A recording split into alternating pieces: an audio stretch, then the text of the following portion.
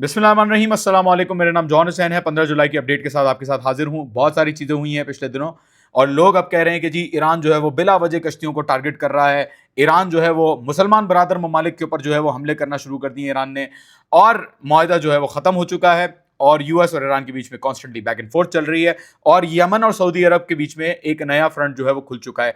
सारी सिचुएशन का जायजा लेंगे इस वीडियो के अंदर। पहले मैं स्टार्ट करूंगा इस बात से कि माजरत खा हूं, आपको डिटेल्ड अपडेट नहीं दे पाया। वीडियोस वैसे मैं छोटी फेसबुक और इंस्टाग्राम पे डाल रहा था, व्हाट्सएप चैनल के ऊपर मैं कॉन्स्टेंटली खबरें लगाता रहता हूँ, लेकिन डिटेल्ड वीडियो मैंने नहीं बनाई थी क्योंकि तशरीह जनाजे में बिजी था और लोग आए हुए थे बाहर से। लेकिन अब इंशाल्लाह दोबारा ये सिलसिला शुरू करेंगे क्योंकि ज़रूरत जो है वो पैदा हो गई है इस चीज़ की। पहले अगर बात करें इस सवाल के ऊपर कि ईरान बिला वजह कश्तियों को मार रहा है और ईरान जो है वो बड़ा अग्रेसिव हो गया यूएस के साथ, तो जरा सा बैक एंड पे जाते हैं और देखते हैं कि एग्जैक्टली हुआ क्या है। मुआहदा होता है यूएस और ईरान के बीच में और उस मुआहदे के बीच में क्या लिखा जाता है आर्टिकल 5 के अंदर।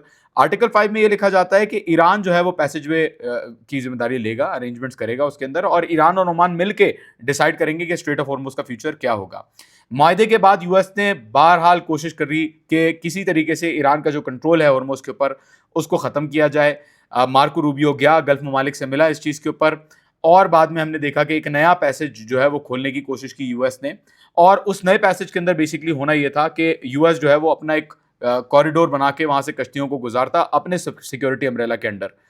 ईरान ने वार्निंग दी थी कि ऐसा कोई भी पैसेज खुलेगा तो हम उसके ऊपर रिटेलिएशन करेंगे और हम उस पैसेज को रोकने की कोशिश करेंगे, तो कोई भी कश्ती वहां से ना गुजरे। क्यों? क्योंकि ईरान जो है उसने स्ट्रेट ऑफ हॉर्मुज के अंदर अपना पैसेज जो बनाया हुआ है उसके थ्रू वो 60 दिन तक कोई चार्जेस भी नहीं ले रहा, और उन्होंने कह दिया कि भाई जब मुआहदा हुआ है और आपने अग्री किया है तो यहीं से ही कश्तियां गुजरेंगी। क्योंकि ईरान को ये बात पता है कि अगर यूएस एक नया पैसेज वे बना लेता है और हॉर्मुज ईरान के कंट्रोल से बाहर चला जाता है तो होगा क्या? तो होगा ये कि यूएस जो दिल चाहेगा वो करेगा। यूएस अभी रुका हुआ क्यों है? यूएस इसलिए रुका हुआ है क्योंकि यूएस को पता है कि ज्यादा एस्केलेट करेगा तो ईरान जो है वो स्ट्रेट ऑफ हॉर्मुज को बंद रख सकता है। इसीलिए वो इस लेवरेज को हटाने की कोशिश कर रहा है, ताकि एक दफा अगर ईरान के हाथ से हॉर्मुज चला गया तो यूएस को तो कोई भी नहीं रोक पाएगा कोई भी चीज करने से। तो बात सारी ये कि ईरान ये बात समझते हुए कंट्रोल को मेंटेन करना चाहता है। आर्टिकल 5 ऑफ द एमओयू के तहत उन्होंने उनकी तरफ से कहा जाता है कि वायलेशन है। US on the other hand कहता है कि नहीं जी, हमें ये चीज कबूल नहीं है। तो अटैक्स हुए यूएस और ईरान के बीच में, कहां कहां अटैक्स हुए, कैसे अटैक्स हुए, पूरी टाइमलाइन बता देता हूं।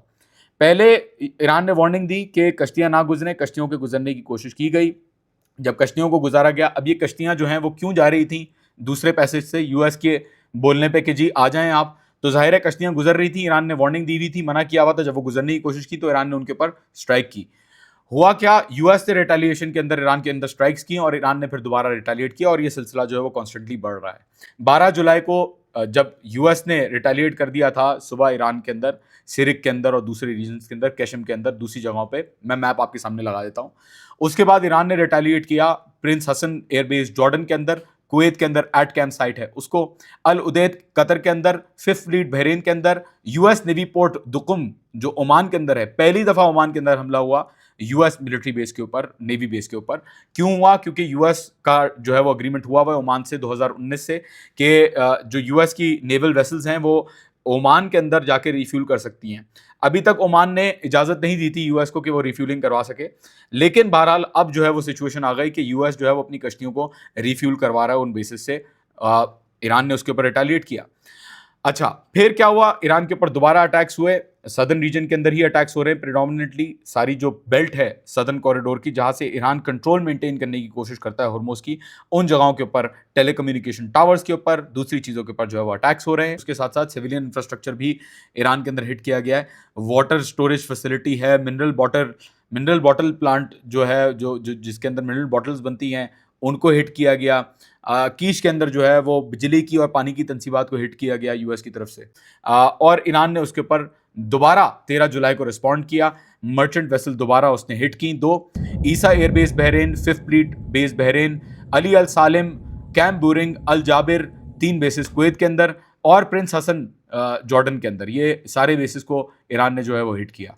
साथ ही साथ 13 जुलाई को एक और ऐसा वाकया हुआ जिसमें सऊदी अरब ने सना के एयरपोर्ट के ऊपर जो लैंडिंग स्ट्रिप थी उसके ऊपर बम्बार्डमेंट की। क्यों? क्योंकि ताकि जो आ रही थी डेलीगेशन यमन की ईरान से तदफीन करके, वो लैंड वहाँ पे ना हो सके, लेकिन वो लैंड जो है वो दूसरे एयर स्ट्रिप के ऊपर, एयरपोर्ट के ऊपर हुए। और साथ ही साथ यमन ने रिटेलिएशन की अबहा एयरपोर्ट के ऊपर जो सऊदी अरब के अंदर है। इसको हम डायनामिक्स थोड़े से देख लेंगे, लेकिन अभी टाइमलाइन फॉलो करते हैं। फिर दोबारा से ईरान के ऊपर हमले हुए और ईरान ने फिर दोबारा जवाबी कार्रवाई में 14 जुलाई को मुवफ़्फ़क़ अल-सल्ती जॉर्डन, अली अल-सालिम कुवैत, जिसके ज़ाहिर है एक कॉन्स्टेंटली स्ट्राइक्स का सिलसिला चल रहा है, और एक कुवैत की navy ship by the way hit हुई थी 14 जुलाई को भी। ईसा बेस और फिफ्थ फ्लीट बहरीन, ये 2 बेसेस बहरीन के अंदर, और 2 मर्चेंट नेवी वेसल्स जो है वो दोबारा उन्होंने हिट की। अच्छा, इन सारे मामलात के अंदर ईरान के अंदर जो डैमेजेस हुए हैं वो 30 लोग शहीद हुए हैं, 260 से ज़ायद लोग जो हैं वो इंजर्ड हुए हैं, ज़ख्मी हुए हैं यूएस के अटैक्स के जो ईरान के ऊपर हुए उसमें। और ईरान ने जितनी भी स्ट्राइक्स की वो सारी स्ट्राइक्स कहाँ की? अब सवाल का जवाब दे दूं, ईरान ने जो स्ट्राइक्स की हैं वो सारी यूएस बेसिस या यूएस फैसिलिटीज़ के ऊपर की हैं। और लोग सवाल पूछते हैं कि ईरान इजराइल को स्ट्राइक क्यों नहीं कर रहा? इसका भी मैं जवाब दे देता हूँ। लेकिन ईरान ने इन सारे बेसिस के ऊपर जो बरादर मुसलमान ममालिक जिन्होंने बेसिस दिए हुए हैं यूएस को, और जिन्होंने अलाउ किया हुआ यूएस को कि वो वहाँ से टेक ऑफ करे, लैंड करे, अपने लॉजिस्टिक्स वहाँ पे रखे, अपने सोल्जर्स यहाँ पे रखे। 50,000 से ज़्यादा यूएस सोल्जर्स जो हैं वो इस वक्त मौजूद हैं रीजन के अंदर। और डॉक्टर मैंडी ये कोट करते हैं कि प्लानिंग हो रही थी यूएस की तरफ से कि एक बहुत बड़ा अटैक ईरान के ऊपर किया जाए, और वो सारे बेसिस जितनों को भी हिट किया है उसके अंदर वो सोल्जर्स भी मौजूद हैं और वो फैसिलिटीज़ भी मौजूद हैं जिसके थ्रू लैंड अटैक्स होने ईरान के ऊपर। ये डॉक्टर मैंडी का क्लेम है। अब देखें बरादर मुसलमान ममालिक कर क्या रहे हैं। फॉर एग्जांपल सऊदीया की एग्जांपल ले लें। सऊदी अरब ने क्या किया, 70 किलोमीटर दूर मक्का से एक बेस है अल्ताइफ के अंदर, और उसको इजाज़त दे दी है अकॉर्डिंग टू रिपोर्ट्स, और सऊदी अरब का खुद का मीडिया में मैं आपके सामने दिखा रहा हूँ कि उसको इजाज़त दे दी है यूएस को कि उस बेस को यूएस इस्तेमाल कर सकता है ईरान जंग के अंदर।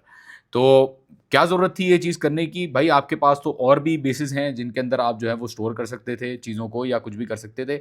ये बेस आपने मक्का के पास क्यों दिया है? आपको पता है कि ईरान और यमन जो है वो रिटेलिएट कर सकते हैं, तो आपने क्या नाउज़ुबिल्लाह क्या खुदा के घर को एक शील्ड के तौर पे यूज़ करने की आपने कोशिश की है? तो समझ में नहीं आ रहा कि ये एग्ज़ैक्टली कर क्या रहे हैं। बहरहाल ईरान ने फिर भी कह दिया है कि अभी भी स्ट्रेट ऑफ हॉर्मुज़ से कोई नहीं गुजर सकता, और हमें पिक्चर रियलिटी में भी यही नज़र आ रही है कि स्ट्रेट ऑफ हॉर्मुज़ इस वक्त बंद है। डोनाल्ड ट्रंप कह रहा है कि बहुत सारा तेल वहाँ से जा रहा है, लेकिन अनफॉर्चुनेटली अगर हम फैक्चुअल बेसिस के ऊपर चीज़ों को एनालाइज करें तो डेटा हमें ये दिखाता है, चाहे आप कोई भी स्ट्रेट ऑफ हॉर्मुज़ का कोई भी लाइव मॉनिटर ले लें, डेटा हमें लाइव ये दिखाता है कि ईरान के अलावा कोई भी कश्तियाँ नहीं गुजारवा पा रहा स्ट्रेट ऑफ हॉर्मुज़ से। अब यूएस ने ईरान के ऊपर ब्लॉकेड अनाउंस कर दिया है और लगा दिया है, तो सिचुएशन डिफरेंट हो सकता है ईरान की कश्तियां भी आगे ना जा पाएं, लेकिन अभी तक जो सिलसिला चल रहा है वो यही चल रहा है कि कोई भी कश्ती ईरान के पैसेजवे के अलावा नहीं गुजर पा रही स्ट्रेट ऑफ हॉर्मुज़ से। अच्छा, अब सवाल जो लोगों का था कि फिर इजराइल के ऊपर क्यों हिट नहीं कर रहा? देखें, इजराइल की तरफ जब ईरान हिट करता है तो उसके बीच में जो बेसिस हैं बरादर मुसलमान ममालिक के अंदर यूएस के, उन बेसिस के अंदर अर्ली वार्निंग रेडार सिस्टम्स लगे हैं।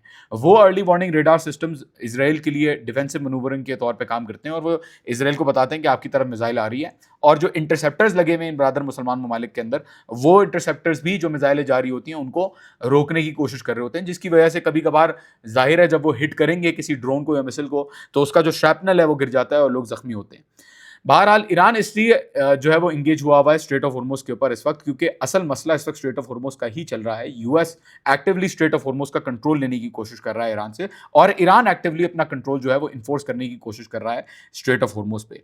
तो जाहिर सी बात है, जब पहले ये बेसिस के अंदर जो अर्ली वार्निंग रेडार्स मौजूद हैं, जितनी फैसिलिटीज़ मौजूद हैं, जितने इंटरसेप्टर्स मौजूद हैं, जब उनको टेक केयर हो जाएगा तब जो है वहाँ पे भी एक्शन जो है वो स्टार्ट हो सकती है। दूसरी वजह ये है ईरान के इजराइल के ऊपर डायरेक्टली अटैक्स इस वक्त ना करने की, क्योंकि यूएस जो है वो बहाना ढूंढ रहा है मेजर एस्केलेशन के लिए और मेजर फाइट के लिए, और इस वक्त अमेरिका जो है वो कॉन्फ्लिक्ट के अंदर डायरेक्टली इन्वॉल्व है। वो चीज़ भी आगे हमें नज़र आएगी कि कहीं ना कहीं पहुंचेगी, क्योंकि लबनान का जो मसला है वो अभी तक हल नहीं हुआ है। तो जब तक वो मसला हल नहीं होता तब तक चीज़ें जो है वो पेंडिंग है उस फ्रंट पे भी। लेकिन अभी इमीडिएट अर्जेंसी इस चीज़ की है कि यूएस जो है वो कोई मेजर अटैक ना कर पाए ईरान के ऊपर, जिसकी वजह से ईरान जो है वो इन बेसिस को टारगेट कर रहा है। तो लोगों ने बहुत सारा इस चीज़ का जो है वो बहुत सारा उन्होंने प्रोपेगेंडा किया कि जी ईरान जो है वो ऐसा कर रहा है वैसा कर रहा है। असल में अगर देखा जाए तो ईरान का कहना यह है कि भाई आप आर्टिकल 5 की खिलाफ वर्जी कर रहे हैं, और यूएस ने जो मुआहिदा किया है, आप क्या एक्सपेक्ट करते हैं ईरान से? आप ईरान से ये एक्सपेक्ट करते हैं कि ईरान जो है वो स्ट्रेट ऑफ हॉर्मुज़ में कश्तियों को गुजरने दे रहा है अपने पैसेजवे के थ्रू, लेकिन यूएस का जो है वो कंट्रोल इंश्योर कराते हैं, क्योंकि यूएस ने तो ट्रंप ने पहले भी बोला था 20% मैं चार्जेस दूंगा, फिर कहता है नहीं 20% नहीं, मैं जो है वो डील्स बनाऊंगा इंडिविजुअली अरब ममालिक से।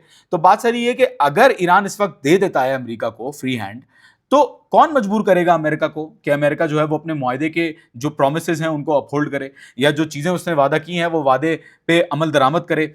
कैसे ईरान जो है वो बगैर किसी प्रेशर के, सिर्फ अल्लाह ताला से दुआ करके तो नहीं आप अमेरिका से जो चीजें हैं वो निकलवा सकते हैं। अल्लाह ताला भी राह जो है वो तब पैदा करते हैं जब आप जो है उसके ऊपर कोई ना कोई एक्शन लेते हैं।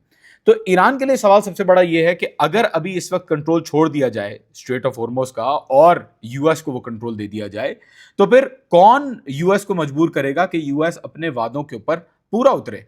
और इसीलिए ईरान जो है वो स्ट्रेट ऑफ हॉर्मुज को नहीं जाने दे रहा। आपको जो समझ में आया आप कह सकते हैं इस सिचुएशन के ऊपर, लेकिन आप खुद ही डिसाइड कर सकते हैं कि इस वक्त कौन क्या कर रहा है। यूएस की बिल्कुल भी जो है ईरानियों को बिल्कुल भी भरोसा नहीं है यूएस के ऊपर कि यूएस जो है वो किसी भी चीज़ के ऊपर अग्री करके उस चीज़ को फॉलो थ्रू करेगा। हमेशा से यूएस का यही रहा है। ईरान के ऊपर भी पहले अटैक्स हुए नेगोशिएशंस के दौरान, एक डील की थी उसको भी फाड़ दिया। तो ये जो सारी बातें हैं कि मुआहदा करना चाहिए, ऐसा करना चाहिए, अब मैं आऊँगा इस चीज़ के ऊपर भी कि पाकिस्तान का एग्जैक्टली जो रोल है और मुआहदा का क्या है। लेकिन पहले थोड़ी सी यमन और सऊदी अरब की भी बात कर लेते हैं। देखें, यमन और सऊदीया के बीच में जो मामला हुआ, अ, बिल्कुल मतलब बिला वजह, इसके अंदर कोई ज़रूरत नहीं थी सऊदी अरब को ऐसा करने की। 2022 से एक सीज़ फायर चल रही थी सऊदी अरब की और यमनी जो अंसारुल्लाह है उनके साथ, और कोई ज़रूरत नहीं थी इसके ऊपर कि वो अटैक करें एयरपोर्ट के ऊपर, जो लैंडिंग स्ट्रिप है उसके ऊपर, क्योंकि चीज़ें जो है वो एस्केलेट ही होनी है। फिर यमनियों ने देख लिया कि जी किया है तो उन्होंने जवाबी कार्रवाई करनी थी और उन्होंने जवाबी कार्रवाई की। अगर ये मामला बढ़ता है तो स्ट्रेट ऑफ हॉर्मुज़ बंद तो है, लेकिन बाब अल मंदब अभी खुला हुआ है और बाब अल मंदब भी बंद हो सकता है। बहुत बड़ा खतरा है इस चीज़ का। और अगर बाब अल मंदब बंद हो गया तो बहुत बुरा जो है वो आई थिंक इकोनॉमिक प्रॉब्लम होगा यूएस को और यूरोपियन एलाइज को। पर्टिकुलरली यूएस इस वक्त जो है वो कोशिश क्या कर रहा है, वो ये कोशिश कर रहा है कि इस जो टाइम मिला हुआ है उस टाइम के अंदर अपने आप को दोबारा प्रिपेयर करे ईरान के ऊपर अटैक करने के लिए। ऐसा ईरानी सोचते हैं। लेकिन यूएस ऐसा कर सकता है या नहीं कर सकता? कर तो सकता है, जबकि उसके मिसाइल स्टॉक पाइल भी खत्म होने वाले हैं, जबकि उसके इंटरसेप्टर्स भी खत्म होने वाले हैं, लेकिन फिर भी वो हमला तो कर सकता है। लेकिन उस हमले से फ़ायदा क्या होगा, कुछ भी नहीं पता, क्योंकि पहले जो उन्होंने ऑपरेशन एपिक फ्यूरी किया, प्रोजेक्ट फ्रीडम किया, उससे कुछ भी नहीं हुआ। तो आगे भी क्या होना है? जबकि ईरान की अपनी जो जितनी भी कैपेबिलिटीज़ हैं वो मेंटेन्ड हैं according to western media itself. तो बात सारी ये है कि अगर ये फ्रंट खुलता है यमन का तो बहुत डेंजरस हो जाएगा। फिर लोग कहते हैं कि जी पाकिस्तान का रोल फिर क्या होगा? पाकिस्तान क्या सपोर्ट करेगा सऊदी अरब को? पाकिस्तान जो है वो इस वक्त यही पोजीशन रखा हुआ है कि वो सऊदी अरब को जो है वो अगर रिटेलिएशन होनी है तो अभी तक नहीं कर रहे, और हो सकता है सऊदीया ने मना किया हो रिटेलिएशन करने से, क्योंकि पाकिस्तान को भी पता है बहरहाल कि ये मामला जो है वो बहुत तेज़ी से एस्केलेट कर सकता है। मुआहदे की जो बात है कि पाकिस्तान को मुआहदे में आना चाहिए या नहीं आना चाहिए, भाई बात सारी ये है कि आपने करके देख लिया ना मुआहदा, आपके लिए जीत है, बहुत अच्छी बात है, आपकी विक्ट्री हो गई। अब चाहिए आपको कि आप जो हैं इन दोनों को, ईरान और यूएस को अकेला छोड़ दें, बोलें जी जो करना है करो। आपको किसी ने, ईरान ने फोर्स तो नहीं किया कि आप आएँ और आप जो है मुआहदा किसी भी हालत में करवाएँ। पाकिस्तान का रोल यही था कि दोनों के अंदर टेंशन्स जो है उनको कम करके किसी तरीके से सीज़ फायर कराए, किसी तरीके से डील करवाए, और पाकिस्तान ने करवा दी वो डील। तो अब आगे क्या होता है ये पाकिस्तान के जो है उस पे तो नहीं आएगा। तो ज़रूरत नहीं है हम लोगों को कि हम जो है इस चीज़ के अंदर किसी भी हालत में आके हम जो है वो डील करवाने की कोशिश करें, क्योंकि दोनों पार्टीज़ जो है वो ये बात समझ चुकी हैं कि अभी डील होगी, उसके बाद यूएस फिर दोबारा कुछ ना कुछ ऐसा करेगा या डील कहीं न कहीं टूटेगी, फिर 2-4 महीने बाद दोबारा अटैक होगा। तो बेहतर यही है कि मामला एक साथ ही निपट जाए और हल हो जाए। बहुत-बहुत शुक्रिया, इंशाल्लाह डिटेल्ड अपडेट्स डालता रहूँगा। अपना ख़्याल रखिएगा। खुदा हाफ़िज़।